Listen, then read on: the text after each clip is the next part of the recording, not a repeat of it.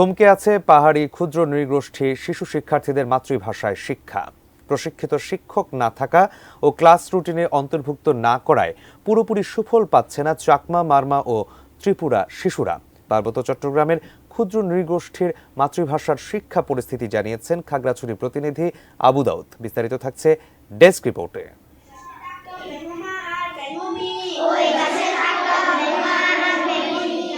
দেশের ক্ষুদ্র নৃগোষ্ঠীর শিশুদের নিজ নিজ মাতৃভাষায় প্রাথমিক শিক্ষালাভের সুযোগ করে দিতে প্রণয়ন করা হয় পাঠ্যপুস্তক।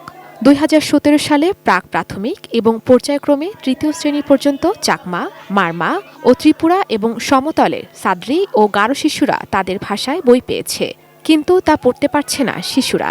প্রশিক্ষিত শিক্ষক ও ক্লাস রুটিনে অন্তর্ভুক্ত না থাকায় মুখ থুবড়ে পড়ে আছে এ কার্যক্রম।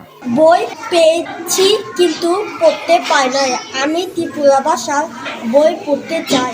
আমরা চাকমা ভাষায় পড়তে চাই। মাতৃভাষা প্রশিক্ষণ না থাকার কারণে আমরা শিক্ষার্থীদের পড়াতে পারছি না। ক্ষুদ্র নৃগোষ্ঠীর প্রাথমিক শিক্ষাকে এমন দায়সারা অবস্থা থেকে রক্ষায় প্রশিক্ষিত শিক্ষক নিয়োগ এবং প্রাথমিক প্রশিক্ষণ কার্যক্রমে অন্তর্ভুক্তির তাগিদ দিয়েছেন বিশেষজ্ঞরা। ভিশনের ফুলঝুরি মেগা অফারে ফ্রি কিনলেই পাচ্ছেন 16 পিসের আকর্ষণীয় গিফট বক্স একদম ফ্রি। মাতৃভাষা ভিত্তিক বহুভাষিক শিক্ষা কার্যক্রম কিছুটা ধীরগতিতে চলছে। এটার মূল কারণটা হচ্ছে আমাদের যারা প্রাথমিক শিক্ষার সাথে সংশ্লিষ্ট টিচার এবং অফিসারদের কাছে কোনো ধরনের দিক নির্দেশনা এখনো পর্যন্ত নাই। মূলত শিক্ষকদের প্রশিক্ষণের জন্য দক্ষ প্রশিক্ষক না থাকায় এমন অচল অবস্থা বলছেন কর্মকর্তারা। দক্ষ কোনো প্রশিক্ষক পাওয়া যাচ্ছে না, যেটা আমি মনে করছি হয়তো একজন দুইজন জানে, তারা যারা জানতো তারা অনেকে চাকরি থেকে রিটায়ারমেন্টে চলে গেছে।